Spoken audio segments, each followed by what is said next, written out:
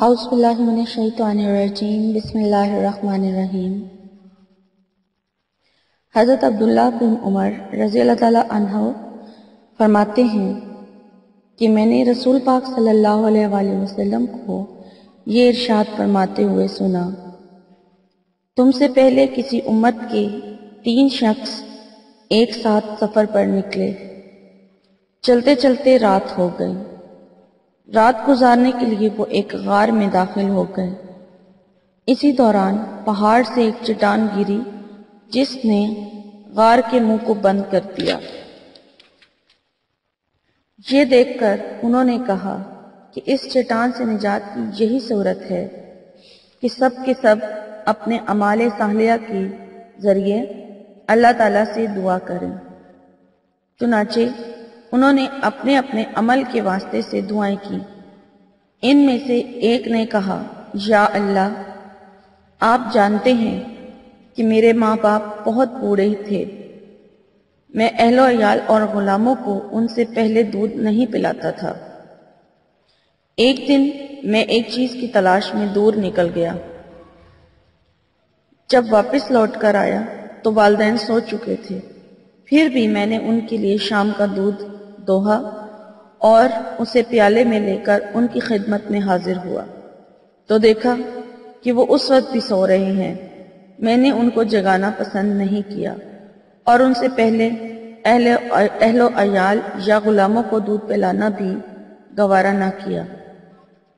میں دودھ کا پیالہ ہاتھ میں لے کے ان کے سرہانے کھڑا رہا اور ان کے جاگنے کا انتظار کرتا رہا، یہاں تک کہ صبح ہو گئی اور وہ بیدار ہوئے تو میں نے انہیں دودھ دیا۔ اس وقت انہوں نے اپنے شام کے حصے کا دودھ پیا۔ یا اللہ، اگر میں نے یہ کام صرف آپ کی خوشنودی کے لیے کیا تھا تو ہم اس چٹان کی وجہ سے جس مصیبت میں پھنس گئے ہیں اس سے ہمیں نجات دلا دیجیے، فرما دیں، آپ اس سے ہمیں نجات فرما دیں۔ اس دعا کے نتیجے میں وہ چٹان تھوڑی سی سرک گئی لیکن باہر نکلنا ممکن نہ ہوا۔ رسول اللہ صلی اللہ علیہ وآلہ وسلم نے ارشاد فرمایا کہ دوسرے شخص نے دعا کی، یا اللہ، میری ایک چچا زاد بہن تھی جو مجھے سب سے زیادہ محبوب تھی۔ میں نے ایک مرتبہ اس سے اپنی نفسانی خواہش پوری کرنے کا ارادہ کیا لیکن وہ آمادہ نہیں ہوئی، یہاں تک کہ ایک وقت آیا کہ قحط سالی نے اسے میرے پاس آنے پر مجبور کر دیا۔ میں نے اسے اس شرط پر 120 دینار دیے کہ وہ تنہائی میں مجھ سے ملے۔ وہ آمادہ ہو گئی، یہاں تک کہ جب میں اس پر قابو پا چکا تھا اور قریب تھا کہ میں اپنی نفسانی خواہش پوری کروں تو اس نے کہا، میں تمہارے لیے اس بات کو حلال نہیں سمجھتی کہ تم اس مہر کو ناحق توڑو۔ یہ سن کر میں اپنے برے ارادے سے باز آ گیا اور میں نے اسے دور ہو گیا، حالانکہ وہ مجھے اس سے بہت زیادہ محبت تھی، اور میں نے وہ سونے کے دینار بھی چھوڑ دیے جو اسے دیے تھے۔ یا اللہ، اگر میں نے یہ کام آپ کی رضا کے لیے کیا تھا تو ہماری اس مصیبت کو دور فرما دیجیے۔ چنانچہ وہ چٹان کچھ اور سرک گئی لیکن پھر بھی نکلنا ممکن نہ ہوا۔ تیسرے نے دعا کی، یا اللہ، کچھ مزدوروں کو میں نے مزدوری پر رکھا تھا، سب کو میں نے مزدوری دے دی، لیکن ایک مزدور اپنی مزدوری لیے بغیر چلا گیا تھا۔ میں نے اس کی مزدوری کی رقم کو کاروبار میں لگا دیا، یہاں تک کہ مال میں بہت کچھ اضافہ ہو گیا۔ کچھ عرصے بعد وہ ایک دن آیا اور آ کر اس نے کہا، اللہ کے بندے، مجھے میری مزدوری دے دے۔ میں نے کہا، یہ اونٹ، گائے، بکریاں اور غلام جو تمہیں نظر آ رہے ہیں یہ تمہاری مزدوری ہے، یعنی تمہاری مزدوری کو کاروبار میں لگا کر میں نے یہ سب منافع حاصل کیا ہے۔ اس نے کہا، اللہ کے بندے، مذاق نہ کر۔ میں نے کہا، مذاق نہیں کر رہا، حقیقت بیان کر رہا ہوں۔ چنانچہ میری وضاحت کے بعد وہ سارا مال لے گیا، کچھ نہ چھوڑا۔ یا اللہ، اگر میں نے یہ کام صرف آپ کی رضا کے لیے کیا ہے تو مجھے اس مصیبت سے جس میں ہم پھنس چکے ہیں نجات دلا دیجیے۔ اور چنانچہ وہ چٹان جو تھی بالکل سرک گئی اور غار کا منہ کھل گیا اور سب باہر نکل آئے۔ السلام علیکم، کیا حال ہے ویورز؟ کیا حال ہے آپ لوگوں کے؟ میں امید کرتی ہوں آپ لوگ ٹھیک ٹھاک ہوں گے، اور میری دعا ہے کہ اللہ تعالیٰ آپ کو اپنے حفظ و ایمان میں رکھیں۔ اور ویورز، میری دعا ہے کہ خصوصی دعائیں آپ لوگوں کے لیے ہیں کہ آج کا دن تو ویسے بھی بہت مبارک ہے، اور پہلے سب کو میں یہ کہنا چاہتی ہوں کہ سب مسلمانوں کو میری طرف سے جمعہ مبارک ہو۔ اور اس کے بعد میری آج کے دن کی خصوصی دعائیں ہیں کہ آپ لوگ جن مسائل کا شکار ہیں، جن پریشانیوں سے آپ دوچار ہیں، اللہ تعالیٰ آپ کو ان سے نجات دلائے۔ اور جو لڑکیاں اور لڑکے شادی کی عمر تک پہنچ چکے ہیں اور ان کی شادیاں نہیں ہو رہی ہیں، تو ان لوگوں کے اللہ تعالیٰ مناسب رشتے جو ہے ان کا انتظام کر دے۔ اور جن لوگوں کے لیے جاب کا مسئلہ ہے، ان کو نوکری نہیں مل رہی ہے، اللہ تعالیٰ ان کو بہترین نوکری سے نواز دے۔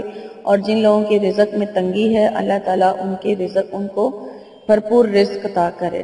ویورز، مجھے بھی اپنی دعا میں یاد رکھیں، شکریہ، آمین۔ چلتے ہیں آج کے ٹاپک کی طرف۔ آج کا جو میرا ٹاپک ہے وہ ہے ہر مشکل سے نجات کا حل۔ یعنی کہ آپ پر کسی قسم کی کوئی بھی مشکل آن پڑی ہے اور آپ کو اس سے نجات کا ذریعہ نہیں مل رہا ہے، تو یہ جو میرا آج کا وظیفہ ہے، یہ میں اسی مقصد کے لیے لے کر آئی ہوں کہ اگر آپ یہ عمل کریں گے تو انشاءاللہ تعالیٰ آپ کا جو بھی آپ کو مشکل پیش آئی ہوئی ہے، جس مصیبت سے بھی آپ دوچار ہیں، آپ اس سے ضرور نجات حاصل کر لیں گے۔ اور یہ درود ابراہیمی کا عمل ہے، اور یہ درود ابراہیمی چونکہ خود دعاؤں کو قبول کروانے کا ایک ذریعہ ہے، تو اس کے ذریعے جو بھی عمل کیا جائے گا انشاءاللہ تعالیٰ اس سے لازمی آپ کو فائدہ حاصل ہوگا۔ تو میں آپ کو طریقہ بتا دیتی ہوں کہ آپ نے اس درود ابراہیمی کو کس طرح سے پڑھنا ہے۔ سب سے پہلے تو آپ یہ 5 نمازوں کے بعد کا عمل ہے، اور اس عمل کو ہم 41 دن تک جاری رکھیں گے۔ 41 دن تک بغیر کسی ناغے کے آپ نے یہ عمل کرنا ہے۔ لیکن چونکہ نماز خواتین کے لیے یہ ہوتا ہے کہ وہ نماز نہیں پڑھ پاتی ہیں، تو ان کے لیے چھوٹ ہے اس چیز میں کہ وہ اس عمل کو بعد میں اپنے دن پورے کر لیں، کیونکہ یہ نماز کے بعد کا خصوصی عمل ہے کہ ہر نماز کے بعد کرنا ہے۔ تو وہ پھر جو ہے اپنے جو دن ان کے مخصوص ایام آتے ہیں وہ انہیں چھوڑ کے بعد میں اپنے دن پورے کر سکتی ہیں، لیکن 41 دن پورے کرنے ہیں۔ اور مرد حضرات کے لیے جو ہے ناغا جو ہے وہ نہیں کرنا ہے، وہ اپنا عمل جو ہے وہ 41 دن لگاتار کریں گے۔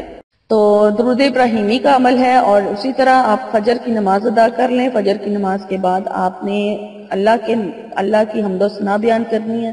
اللہ کی حمد و ثنا بیان کرنے کے بعد آپ نے اپنا یہ درود شریف کا عمل شروع کرنا ہے۔ اپنی جس مشکل کے لیے آپ اس عمل کو کرنا شروع کر رہے ہیں، اس مشکل کے لیے آپ دعا کریں کہ اللہ تعالیٰ آپ کو اس عمل کی برکت سے اس مشکل سے نجات دلا دے۔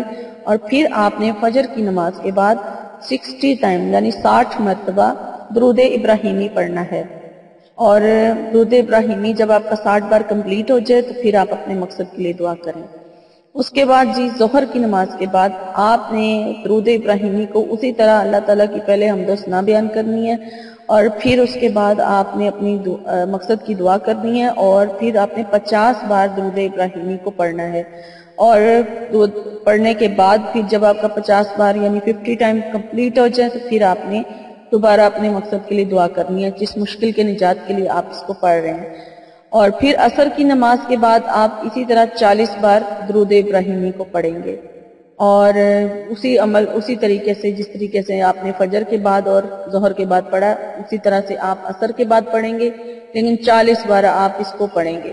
اور پھر مغرب کی نماز کے بعد 30 بار آپ درود ابراہیمی کو پڑھیں گے، اور 30 بار آپ مغرب کی نماز کے بعد پڑھیں گے۔ اور پھر عشاء کی نماز کے بعد آپ نے 20 بار درود ابراہیمی کو پڑھنا ہے، اور اس طرح آپ کا ایک دن کا جو عمل ہے وہ پورا ہو جائے گا۔ اور عمل ایک بار پھر سن لیں، فجر کی نماز کے بعد آپ نے 60 مرتبہ درود ابراہیمی پڑھنا ہے، جو نماز میں درود شریف پڑھا جاتا ہے۔ ظہر کے بعد 50 بار پڑھنا ہے، عصر کے بعد آپ نے 40 مرتبہ پڑھنا ہے، مغرب کے بعد آپ 30 بار پڑھیں گے اور عشاء کے بعد آپ نے 20 بار درود ابراہیمی پڑھنا ہے، اور اس طرح آپ کا ایک دن کا عمل کمپلیٹ ہو جائے گا، اور یہ آپ نے 41 دن یعنی 41 ڈیز تک اس عمل کو جاری رکھنا ہے۔ اور یہ کسی قسم کی بھی جو مشکل اور مصیبت آپ کے اوپر آئی ہوگی وہ اس وظیفے کی برکت سے انشاءاللہ تعالیٰ ضرور ٹل جائے گی۔ تو ویورز، میری آج کی ویڈیو آپ کو اگر اچھی لگی ہے تو اسے ضرور لائک کیجئے، کمنٹس بھی ضرور کریں اور دوسروں کے ساتھ شیئر ضرور کریں، اور ویورز میرے چینل کو سبسکرائب ضرور کر لیں تاکہ میری آنے والی ہر نئی ویڈیو جو ہے وہ آپ کو بآسانی ملتی رہے، اور نوٹیفیکیشن آپ کو بیل آئیکن کو پریس کرنے سے لازمی ملے گا، اس لیے آپ بیل آئیکن کو لازمی پریس کریں، اور میری ویڈیو جو ہے اسے لائک کر کے میری حوصلہ افزائی ضرور کیجیے۔ شکریہ۔ مجھے لیلا کو اب اجازت دیجیے، میری انشاءاللہ تعالیٰ آپ سے میری نئی ویڈیو میں ملاقات ہوگی، تب تک کے لیے اپنا بہت سارا خیال رکھیے گا۔ فی امان اللہ۔